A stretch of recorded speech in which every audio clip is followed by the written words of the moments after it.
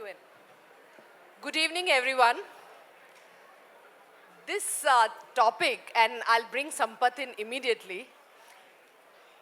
In the way it was written for us, screens, streams, and reams, then after a colon, the news machine. Somehow I read it through, I think, a Freudian error as screams, screens, and reams. And I was trying to tell Sampath the same thing, that is there a Freudian error I'm making? He said, no, it is screams, but it's not. That's the news machine. It's screaming with something that we hopefully will get here. So, Sampath, Santosh, and Ravi, each of you, if we can start with Sampath, can I ask you, what does news mean to you today? Okay, is this audible? Yeah, thank you, Shefalee. And sorry for trying to mislead you unintentionally by insisting it is screams and not screens. But I read it as screens. I read it as screams, and then when I wanted to show it to her and said, look, even then I saw screens as screams. So that is the kind of impact the screaming has had on my brain, I am guessing. And that's what news, I think, at the forefront of my cortex means. It means, I think, screaming, basically. So news is screaming, and whatever is not particularly audible gets missed out. You'll have to look for it yourself, and then you'll find it in the form of content, maybe, if you're lucky. You will have to search for it. And I think that points to, in a sense, one of the trends with regard to what I see is happening to news, which I think Shefalee might have more to talk about, which is the fragmentation. You know, fragmentation is one big challenge with regard to how we have been used to consuming news. Traditionally, we've had two basic channels. One is newspapers, print, and television. And then we had digital coming in recently. But even within the digital domain, there is a terrific amount of fragmentation. You've got small, independent digital websites. Then you've got influencers who are also generating news, which is original content. And then you've got podcasters also, who are also getting into the news domain. And then you've got all kinds of different species of vloggers and reel makers who are sort of stepping into the news domain depending on how it suits their content strategy of the week. So you have all these different kinds of creatures who are in the news ecosystem, and each of them bring their own version of news to the consumer. So it's pretty chaotic, and I will end with this particular thought in terms of what this chaos means. And to me, as somebody who's also a producer of news as part of this ecosystem, what it means is a big challenge in terms of credibility. I think what happens when news gets fragmented and there is like anything goes kind of a wild, wild west scenario is a big blow to credibility. And I think that is one of the three big challenges for the news ecosystem. And if there is time, maybe we can talk about the other two challenges. So in my understanding, the one big challenge is credibility. Secondly, it is funding. And thirdly, I would say AI. If there is time, we could talk about these things in more detail, but I would stop for now. Santosh, can I ask you, where do you get your news? Increasingly from Twitter. That's the truth, because I increasingly find that then that's what I mean. When you talk about what news means, historically I used to think about news and pull away and say, okay, at a really meta level, what did news do for human beings? I would argue that it fundamentally was an order-making device, in the sense that when you have the daily newspaper, it creates the illusion that you understand the world. The world, however incomprehensible it is, there is a sense of order. There's a front page, which is orderly, which is the big news. As you go inside is city news. The back page is sports, which was earlier relegated to sort of being a tertiary activity. And in the middle, the sanctum sanctorum is the high citadel, where the editorial rests, right? Which gives you. So there is a certain, and which is the reason why you had all the names which were so self-aggrandizing. The Boston Herald, just the Times, which is like, what a conceit to be able to say that I represent the Times, right? Or the Times of India for that matter. So I think fundamentally the news at 8, you know, that it is appointment. There is a particular point in time where news, you look at if you look at how news gets constructed or got constructed, it was through the lens of the sense that the world is knowable. It may be chaotic in very, but between the folds of a newspaper, at 8 o'clock in the news, the world is knowable. I think fundamentally, from being an order-making mechanism, it is turning into a disorder-making mechanism at one level. One way to read it is that it has become a disorder because A, it comes at any point in time. B, as Sampath said, it comes from anywhere. So there are no established channels of news. So you're bombarded with disquiet through the day. How we cope with it is actually, again, we try and retain a sense of order by selectively choosing what we want to see, which is where more and more we only go to channels, we only go to news sort of sources that agree with our predetermined point of view. So fundamentally, if news was order making through at the source earlier, now it is order making through how it is received. All of us have found ways of looking only at the news that we want to see, and opinions that align with our thing, bit by bit by bit. You know, I've tried very hard to follow people on Twitter who represent a different perspective. But I find bit by something is annoying, so I get rid of them. Some more thing is annoying, and by fractional distillation, you find yourself, you come back to listening to voices that are similar to yours. So I think that is a phenomenon that we are seeing. And I think therefore news today, I think has become much more about alignment, personal alignment, than about the idea of credibility or the idea of order, which it used to be earlier. Ravi, does that mean that we have our own news machines in our mind? We are news creators, we are editors and publishers, journalists and reporters, and we are sifting through the sanity or insanity of news. It's a madhouse. How do you make sense of it? See, I'm a very old-fashioned journalist. I mean, I started working before many of these people were even born. So the way we saw news then and the way, I don't know, I wouldn't call this news what's going on. I absolutely wouldn't call this news. Because when you have a very, very prominent national anchor standing up and rolling his sleeves and say, Aja Uddhav, main tere ko dikhata hu. Come, I'll show you. I don't know if that's news, you know. When you want to assume that what he's talking about, what Santosh just talked about, the vanity or the self-importance of saying the nation wants to know. I mean, are you telling this stupid box which I can turn off and on a remote is the nation which wants to know? I mean, that's stupid. Now, so I do not get any news from anywhere right now. I mean, I have to go into, you know, my old reporters' networks. I have to go to the WhatsApp, you know, networks. You have to go to the vernacular television or the vernacular world to kind of get the information.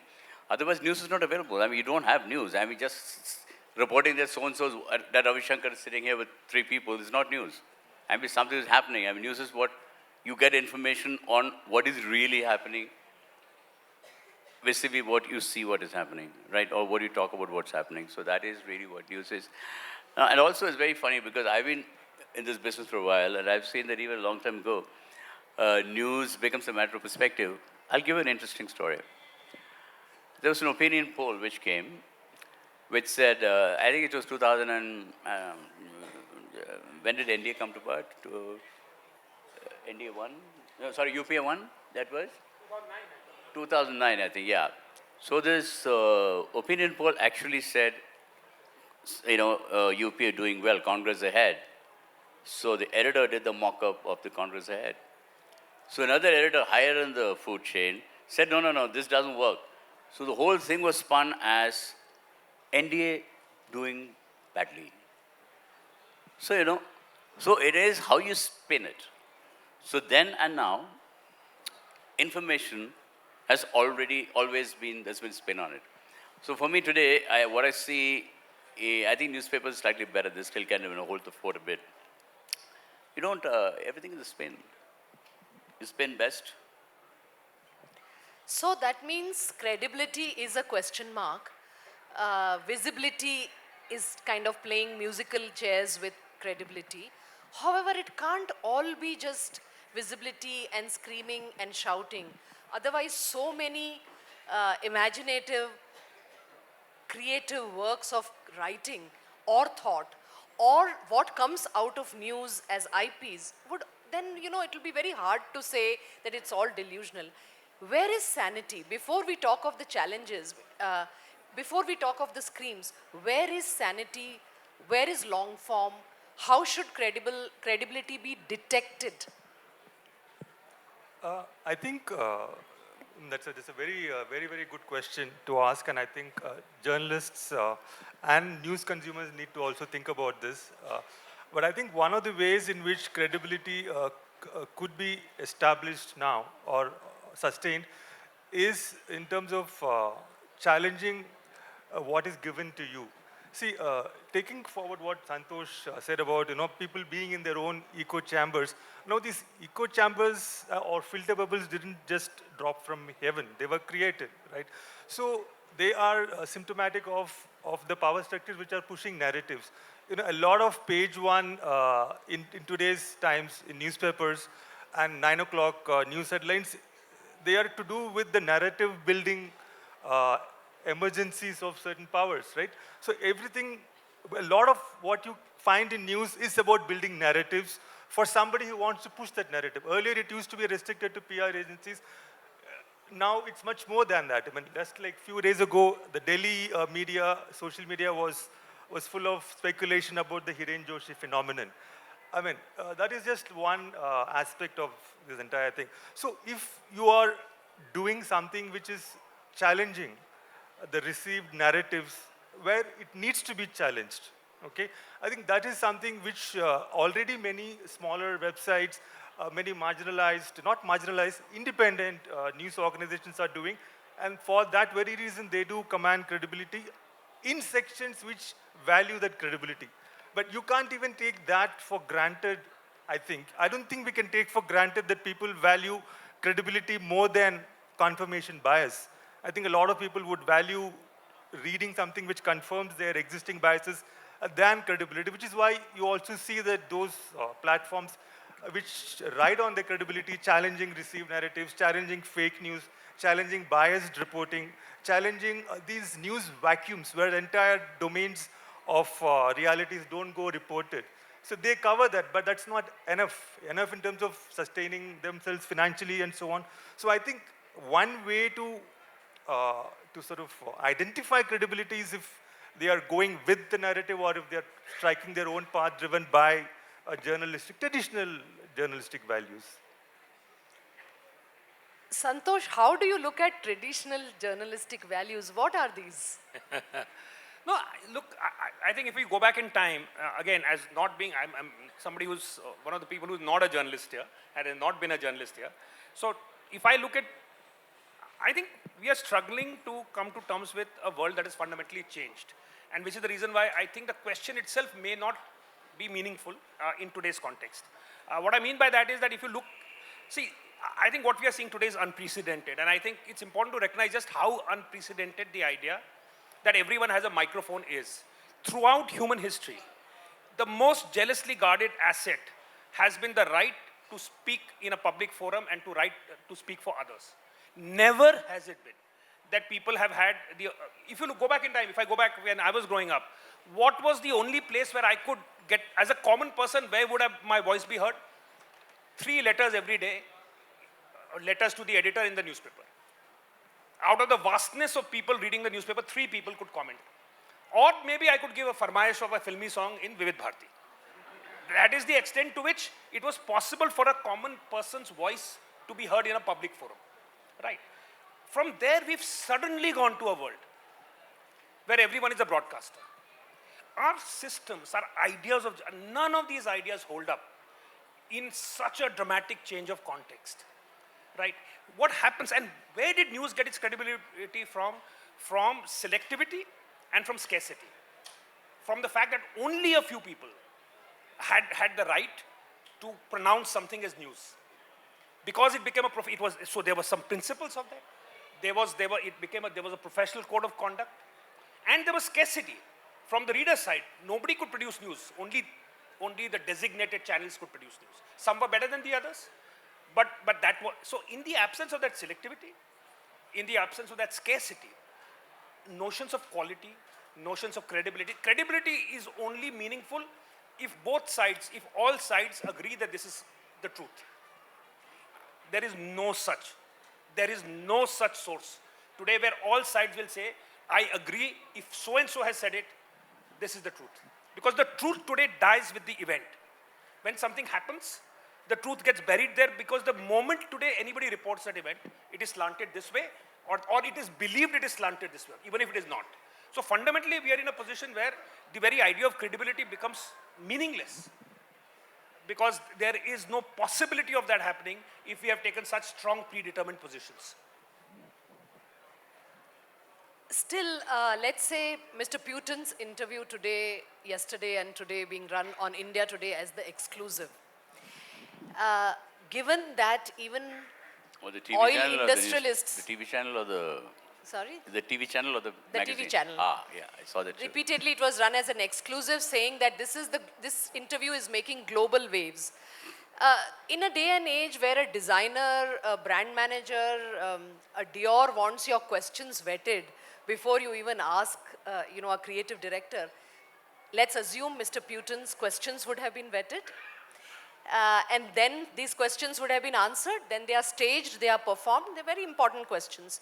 Where is the exclusive here? And how would have that machinery worked? You're an old school journalist, and for so many years, how would have the Putin team zeroed in on India Today to give an exclusive which would have been first vetted? Well, I don't want to mention India Today as such, but if you have an international leader giving an exclusive interview, I don't know what Putin says in India about India buying oil, making a global waves, but I don't think it does. But even let's assume that it does. But I mean, if you're going to have something like that, it would be an orchestrated, operation between the newspaper, the government of India, the government of Russia. I mean, it would be all put together by things. So it would be a predetermined, operation, an interview like that. So when you're looking at credibility, does this have credibility?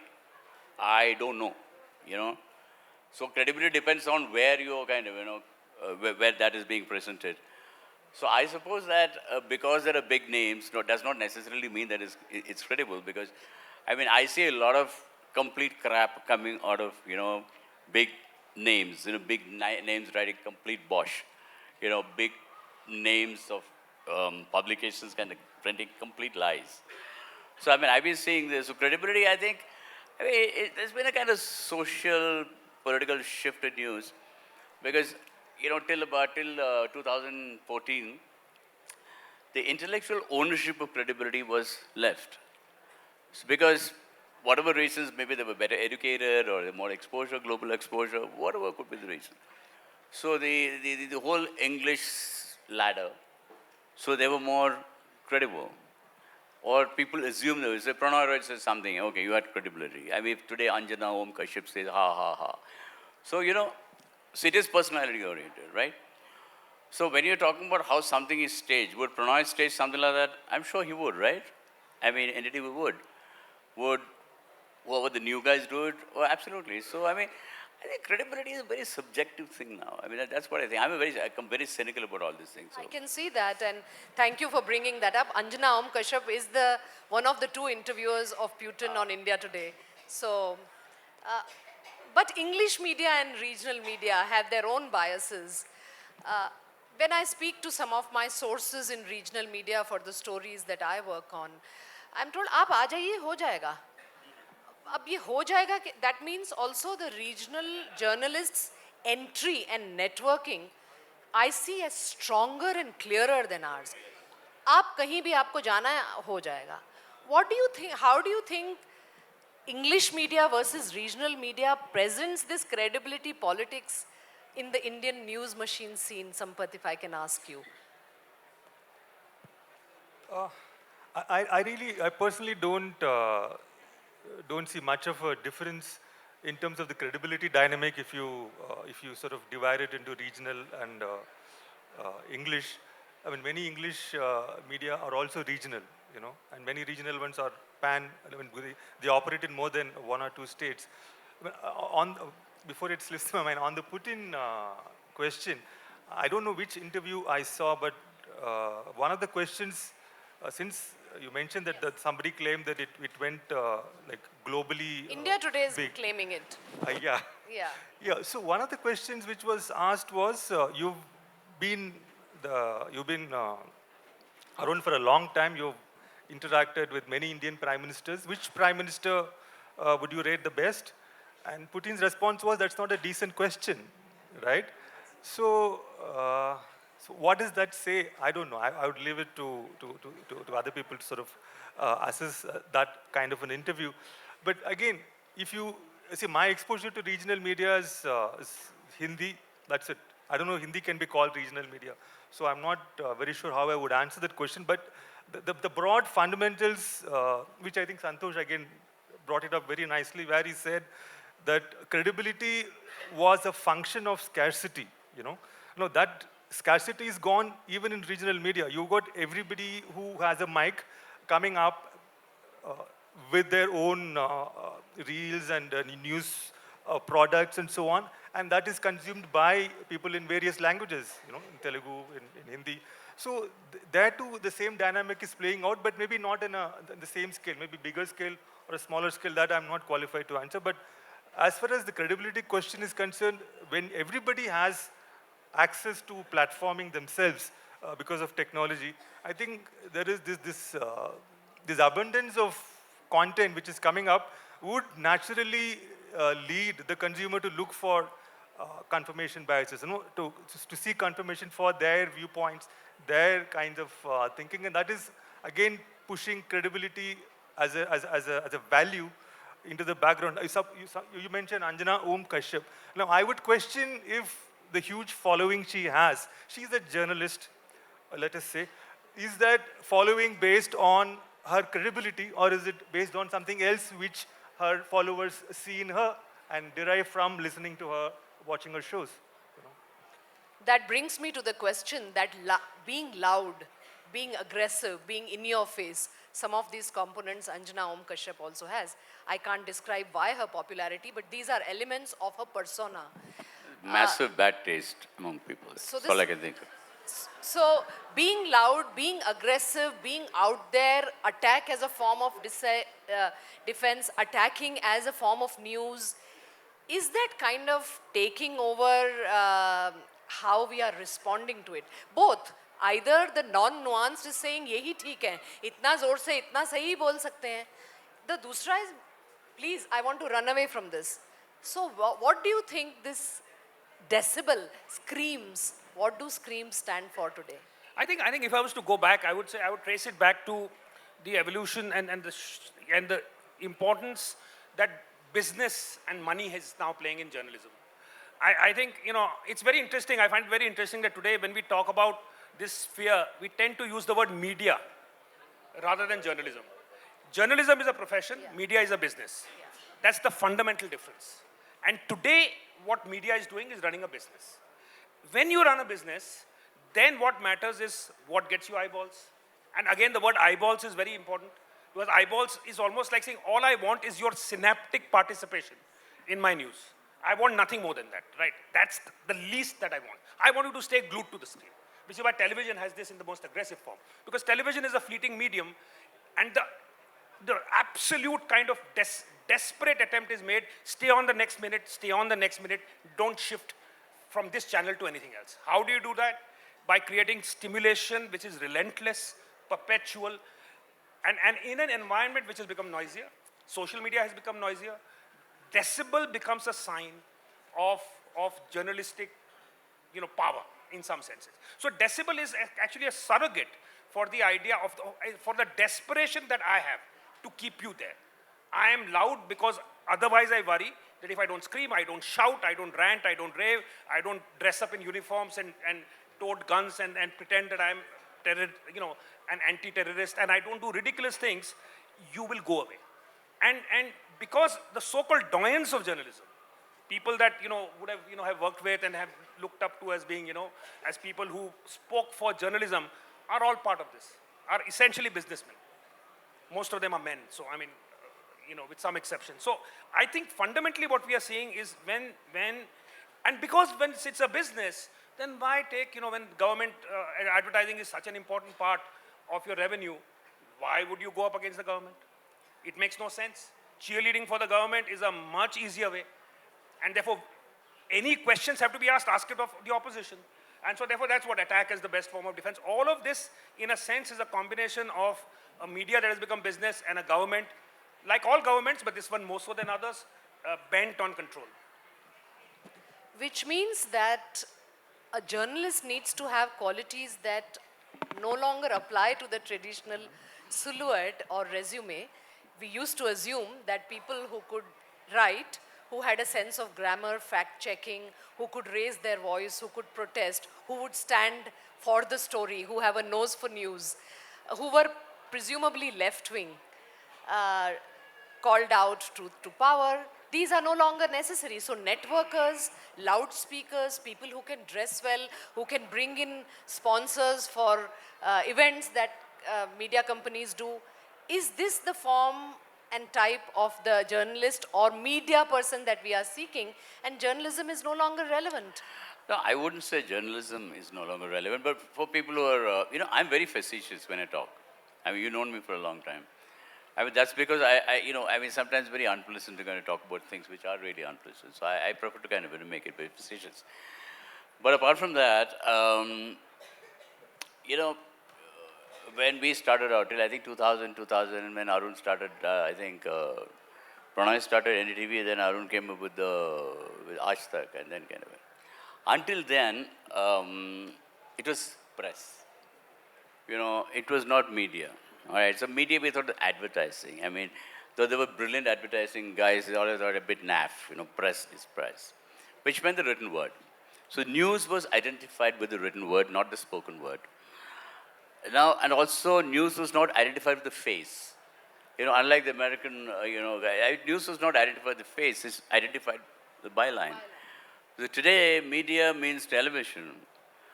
It's just completely crazy because at the amount of time a reporter would take to infiltrate a jail cell to write about how prison conditions be like what Ashwini Sarin did, God knows, nobody would have heard of him. I mean, which is impossible with a television camera today. I mean, we want to kind of sneak in a hidden TV camera and do it. I mean, there'll be 30 things like what he said, about the Western interest. Now, what has actually happened, the worst thing which has happened, it's happened sometime, now I'm being facetious, sometimes happened in the early 2000s when India discovered Fashion Week. Now, everybody wanted to dress up. I mean, I don't blame them, but unfortunately, our politicians are the most ugliest people in the world. And I have no idea why, but they're really ugly. And then they discover fashion, which makes them even more horrifying. And they want to show themselves on the television, which I mean, what on earth for? So the man's vanity is or the woman's vanity is what is pushing what's called credibility. I mean, the face of the news. I mean, whether it be now, television studios, the anchors are dressed by which, with Raghu Rathod do it, or did kind of, etc., do it. I mean, it's not about news. I mean, it's about the face. So when the written word is kind of takes a backseat to the spoken word, I mean, is news spoken or read or news heard or seen? So ultimately, I don't believe in no more anything I read. I mean, I know what my reporters tell me. I know the truth, but as I said many times, you don't run a story. Could be because the story is kind of vulgar or kind of crosses the limits, whatever. But ultimately, what television, the destruction it has wreaked on credible news is unforgivable. And I can't do anything about it, so I'm just sitting with you and drinking some water. Before we open to questions, Sampath, I do want to come to you to ask. You spoke of a couple of challenges that you want to bring up. But I do want some of you, or at least one or two of you, to define what is fake news. Is it entirely fake, completely fabrication, or is it dressed in certain ways and we think it is fake? Because just as credibility has its own face or its own roots, fake has its own fake news idea. is just one word. It's called Republic. Sampath, how do you take this? What is fake news?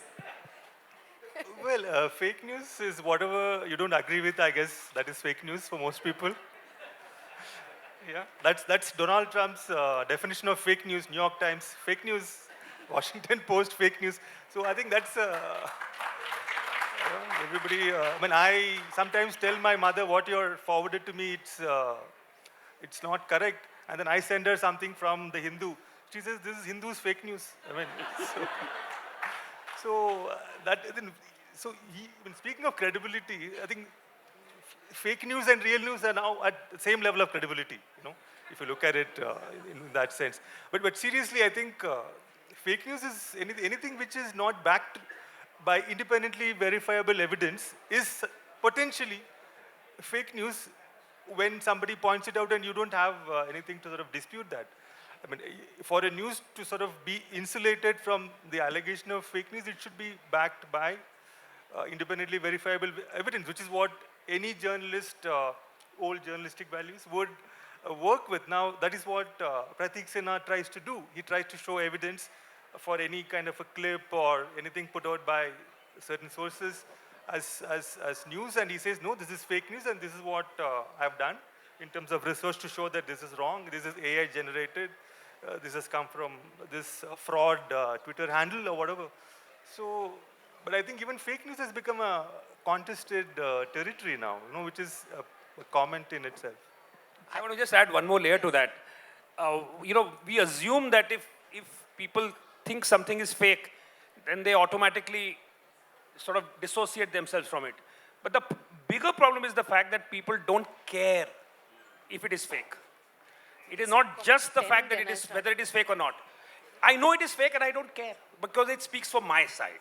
So if it speaks for my side, I couldn't care less if it is fake. And which is what you see more and more, yes, still at the margins.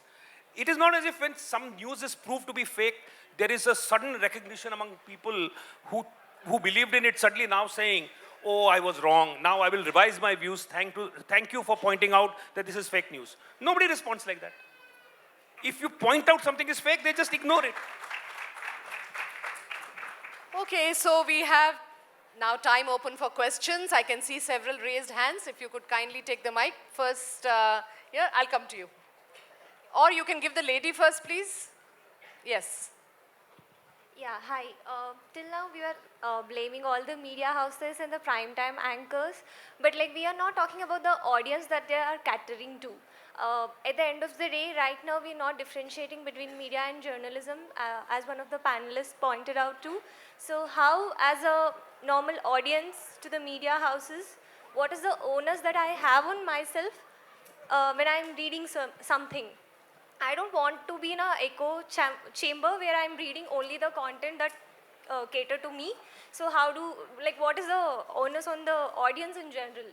We did ask the question how to detect credibility. That was for the readers itself, but we can answer this again. No, I think the audience has to hold the news disseminator accountable, and it has to become something very, very wide in terms of response, because you can't assume responsibility, you can't assume kind of credibility without being held accountable. So it is up to the audience to hold. I mean, I don't know how you're going to do it, but it's up to the audience to and there's a lot of social media and audience has to hold you accountable. Could you please take the mic there? Yes. Thank you for the great session. My question is, we spoke a lot about money behind the media as well.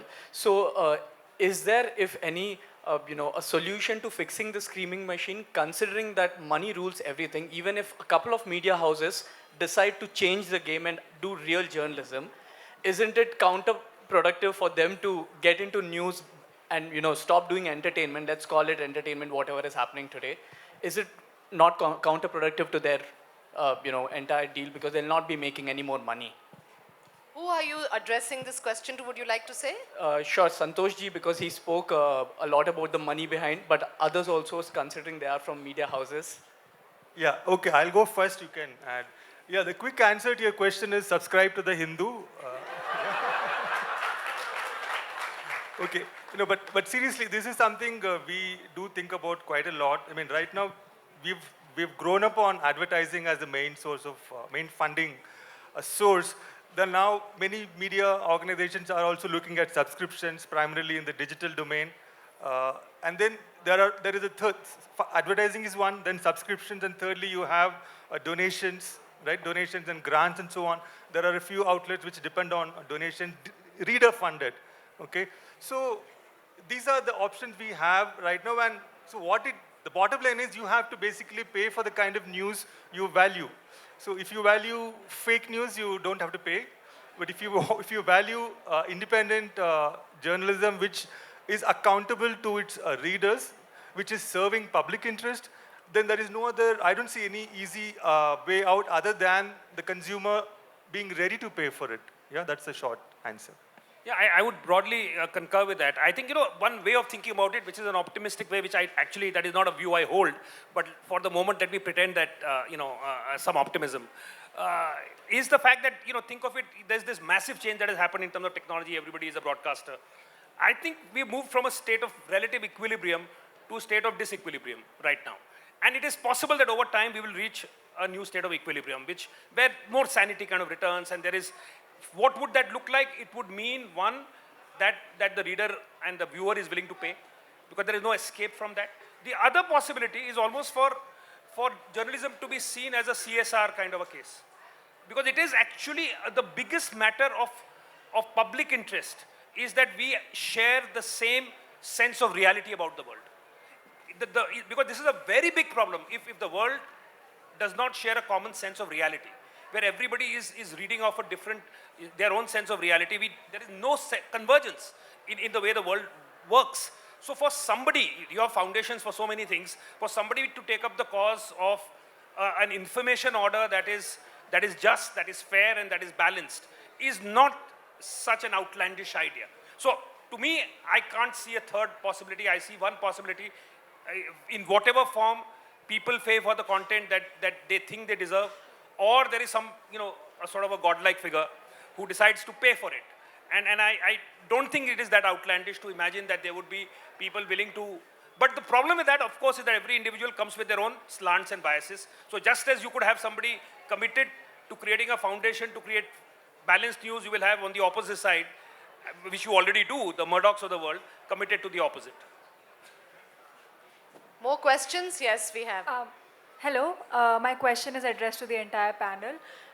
So as a student of media and also being part of a generation that is now chronically online, my peers and I are faced with the dual dilemma of doubting everything. Like I myself I approach news with a sense of skepticism to see whether it's credible or not, since we were talking about credibility. But also at the same time, I will now bear the responsibility of being the news disseminator. How do we navigate that? One of us can answer it, not the entire With great panel. difficulty. No, I honestly, I just think that those are the operating conditions of today. I honestly feel, I empathize with the question. All of us are in the same boat, right? More or less. But the reality is that, how do you determine that, right? The danger is, often is that the way you think about it yourself is that if you think something is true, is it because you are inclined, that is your kind of belief? So for instance, when the Trump assassination attempt happened, my first reaction, this is fake. Without any source, without any credible evidence of any kind, right? I have a presumptive idea that if it is Trump, it must be fake, right? Right, which I think is a fairly, based on past evidence, is solid, but present evidence was not available, right? So, but it's again, that's the same function working, right? I want that to be the truth. And I find enough news items that also say that is the truth. Now, do I believe in that? Or is it because I always wanted to believe it was true that I would think that it is truth? It's a dilemma we will have to struggle with. It's an existential condition. I don't see any way out of it. This is a joke told me about somebody who was working in the Hindu, I think sometime in the 1970s or 80s. So apparently there was a news editor who wouldn't even move from his chair because everything he would look at and everything had to be verified. So apparently the joke is that the Hindu building was up in flames. And the guy said, okay, let's print this. And it's all kind of coming around him. And he says, wait, I'm waiting for a confirmation from the fire department. So look at the extent of credibility. It's a joke, but today I don't think nobody really gives a shit. I have a quick answer to that. Courses should include hybrid content creation as a sub-course, as a 3-month course. You are a hybrid person, you're a content creator, you're not just a journalist. And thereby lies some, reasoning to what you might want to do.